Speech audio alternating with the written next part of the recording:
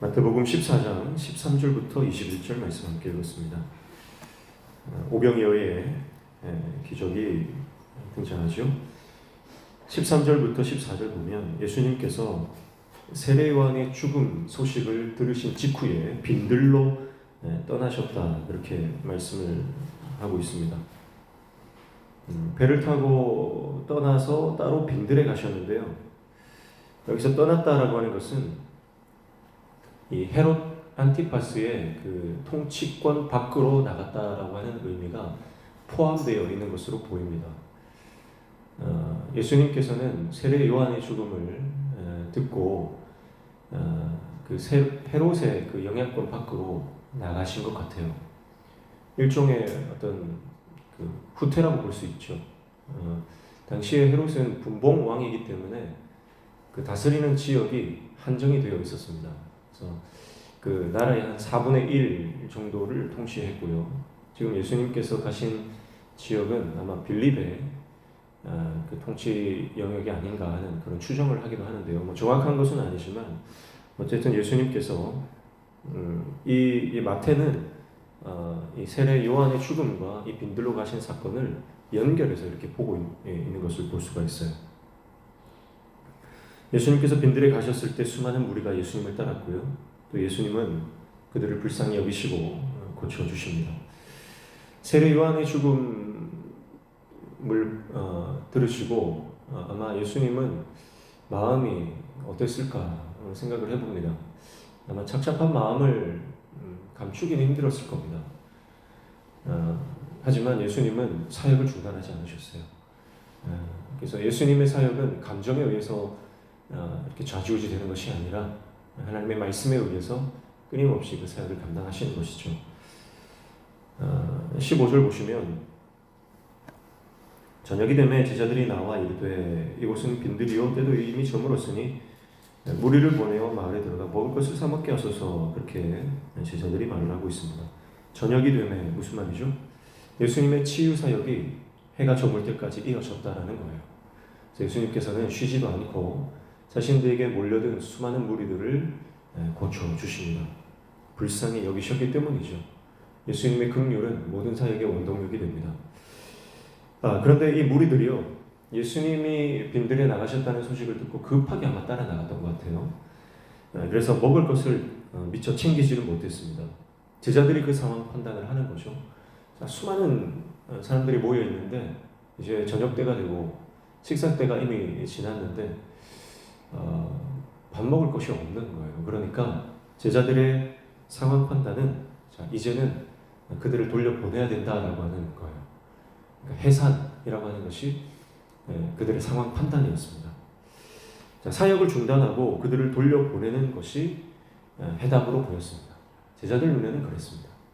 그러나 예수님이 볼 때는 그렇지 않았죠. 16절 보시면 예수께서 이르시되 갈 것 없다, 너희가 먹을 것을 주라, 그렇게 말씀합니다. 갈 것 없다라고 하는 것은, 갈 것은 이제 이 무리를 향한 말이에요. 그래서 그들이 떠날 필요가 없다, 이런 뜻이에요. 그들이 움직일 필요가 없다. 누가 움직여야 됩니까? 너희가 움직여라, 그 말씀이에요. 제자들이 볼 때는 이 무리들이 움직여서 먹을 거 사 먹으러 가야 되고 떠나야 된다. 마태는 그렇게 말을 하고 있죠. 그런데 예수님은 그들 제자들의 말에 동의하지 않으십니다. 그들은 움직일 필요가 없다. 움직여야 하는 것은 정작 너희들이다. 그렇게 말씀하시는 겁니다. 예수님이 보실 때요, 무리 안에 답이 있는 게 아니었어요. 예수님이 보실 때는 제자들에게 답이 있습니다. 예수님이 뭘 보셨을까요? 제자들이 가지고 있었던 물고기 2마리, 떡 5개. 그걸 보시는 거예요. 그리고 그 작은 것이지만 그것이 해답이다. 그것이 답이다. 그리고 그것을 너희가 가지고 있다. 그렇게 말씀하십니다. 우리가 때때로 교회를 바라보면서 교회가 바뀌어야 된다. 저 사람들이 바뀌어야 된다. 그런 식으로 우리가 생각할 때가 많이 있거든요. 근데 주님은 그렇게 우리가 주님 앞에 기도할 때 우리에게 항상 하시는 말씀이 뭐냐면, 아니, 네가 바뀌어야 된다. 네가 회개해야 된다. 네가 믿음으로 살아야 된다. 주님 저한테는 뭐 별 능력이 없는데요. 아니요. 우리 안에 있는 조그만 것이라도 겨자씨만한 믿음이라도 그것을 보시고 주님은 그 믿음으로 살아라 이렇게 말씀하시는 거예요. 오늘 예수님은 답이 무리들에게 있는 것 아니다. 그 답은 너희 안에 있다. 그렇게 말씀하십니다. 그때 제자들이 내놓은 것이 뭡니까? 17절에 제자들이 이르되 여기 우리에게 있는 것은 떡 5개와 물고기 2마리뿐이니이다. 그렇게 말해요. 자, 그들이 오병이어 떡 5개, 물고기 2마리를 예수님께 내어놓습니다. 이거밖에 없습니다. 자, 그런데요, 오늘 이 본문에는요, 이 물고기와 떡이 어디서 났는지는 생략합니다. 마태가 잘하는 거라 그랬죠. 마태는 어떤 주제를 부각시키기 위해서 다른 것들은 과감하게 생략하는 그런 기법들을 사용하거든요. 지금 제자들이 물고기 2마리, 떡 5개를 예수님께 보입니다. 근데 이것은요, 믿음의 증거가 아닙니다. 이것은 불신앙의 증거예요. 예수님 이것밖에 없어요. 예수님 이거 가지고 뭘 하시겠다는 말입니까? 예수님 도대체 무슨 생각이십니까? 제자들이 이것을 예수님께 보여주는 것은요, 바로 불신앙의 증거로서 할 수 없다라고 하는 상황적 판단으로서 제자들이 내놓는 겁니다. 제자들의 믿음 없음이 부각되고 있는 거예요. 근데 18절에 예수님이 이르시되 그것을 내게로 가져오라 하시고 말씀합니다. 내게로 가져오라. 그리고 19절에 무리를 명하여 잔디 위에 앉으시고 떡 5개와 물고기 2마리를 가지사 하늘을 우러 축사하시고 떡을 떼어 제자들에게 주시매 제자들이 무리에게 주니 20절 다 배불리 먹고 남은 조각을 12바구니에 차게 거두었습니다. 먹은 사람은 여자와 어린이 외에 5,000명이나 되었다. 할 수 없다라고 생각했던, 이것은 뭐 불가능이라고 그렇게 여겼던, 그래서 도무지 가능하지 않다, 불가능하다고 얘기했던 그 증거로서 물고기 2마리와 떡 5개를 예수님께 내놓았어요. 근데 예수님이 그것을 가지고 가셨어요. 그 작은 것이 예수님을 거치자, 예수님을 통과하자, 예수님께로 가자 놀라운 기적이 일어나는 것입니다. 자, 이것은 뭘 말하냐면 제자들은 무능력하고 제자들 입장에서는 불가능합니다. 그러나 예수님 안에 있으면 그것이 놀라운 능력으로 바뀐다는 거예요. 답이 된다는 겁니다. 제자들 안에 있었던 믿음은 너무나 초라하고 믿음이라고 보기 힘든 불신앙에 가까운 그런 하소연입니다. 그런데 예수님 안에 들어가자, 예수님의 손을 거치자, 그 제자들의 불신앙은 놀라운 능력이 됩니다. 제자들의 연약함이 예수님을 만나고 그분을 통과할 때 놀라운 하나님의 역사로 변하는 것을 보게 되는 것이죠. 특별히 예수님은요, 이것을 제자들을 통해서 나눠주게 하십니다. 제자들을 통해서요. 예수님이 축사하시고요, 이것을 떼어서 직접 나눠주신 게 아니고요, 제자들을 통해서 나눠주라고 하신 거예요. 그래서 12바구니가 남았다라고 하는 것은요, 12제자 모두가 이 나누는 사역에 참여했다는 것을 보여주는 것이죠. 그리고 12제자라고 하는 것 자체가 이스라엘 12지파를 상징하는 것이기 때문에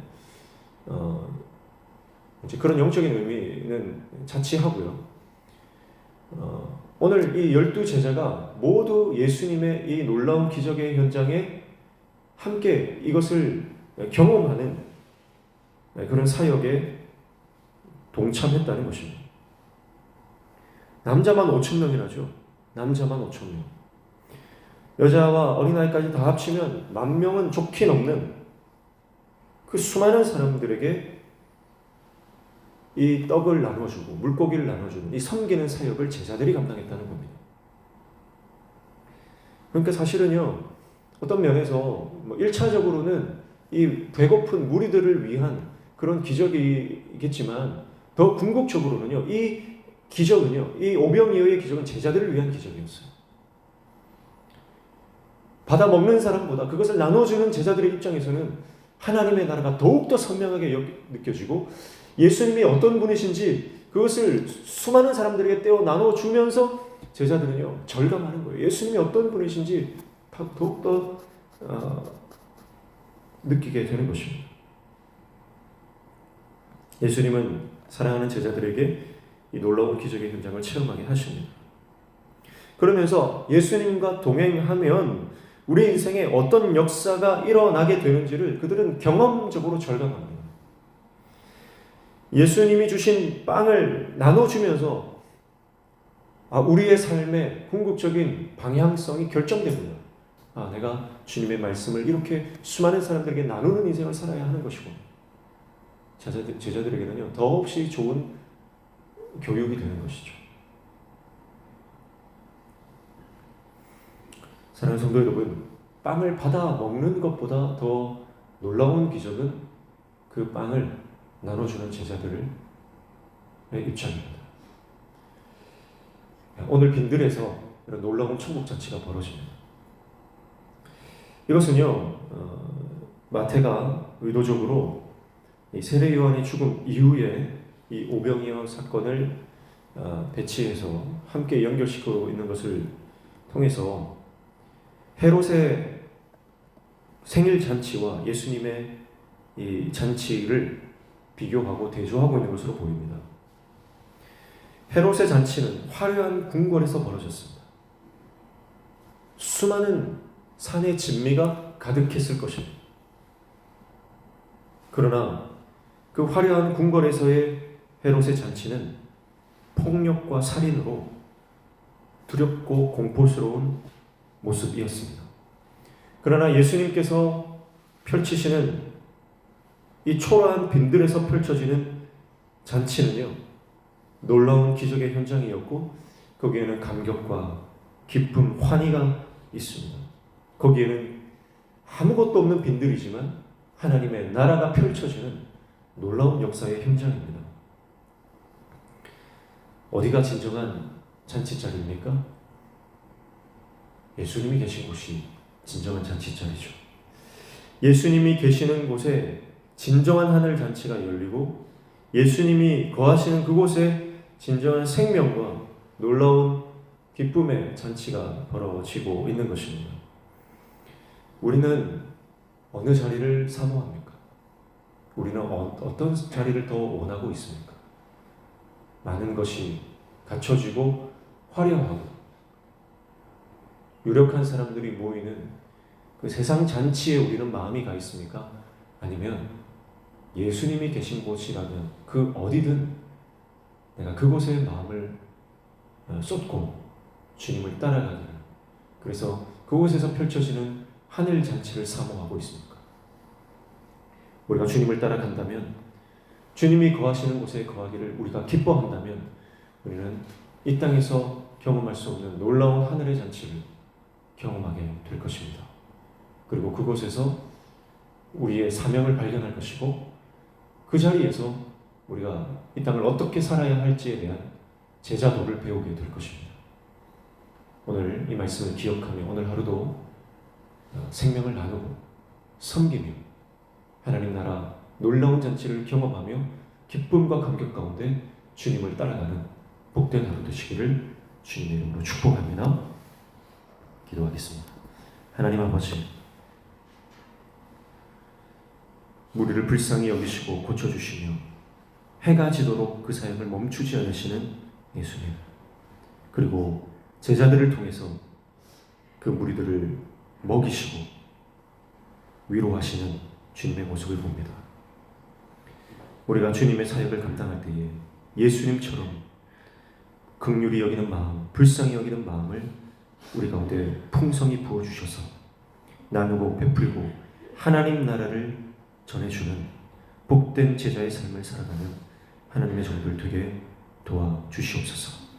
그들이 움직일 필요 없이 제자들이 움직이면 된다고 하시는 말씀, 오늘 우리가 이 사랑의 실천, 하나님 나라를 증거하고 하나님의 역사를 베푸는 움직이는 제자들 되도록 우리 안에 믿음과 능력을 허락하여 주시옵소서. 예수님 안에 있으면 연약함이 강력함이 되고, 예수님 안에 있으면 우리의 부족함이 능력이 되고 가능이 될 줄 믿사오니 오늘 우리에게 또 그 믿음 허락하여 주시옵소서. 예수님의 이름으로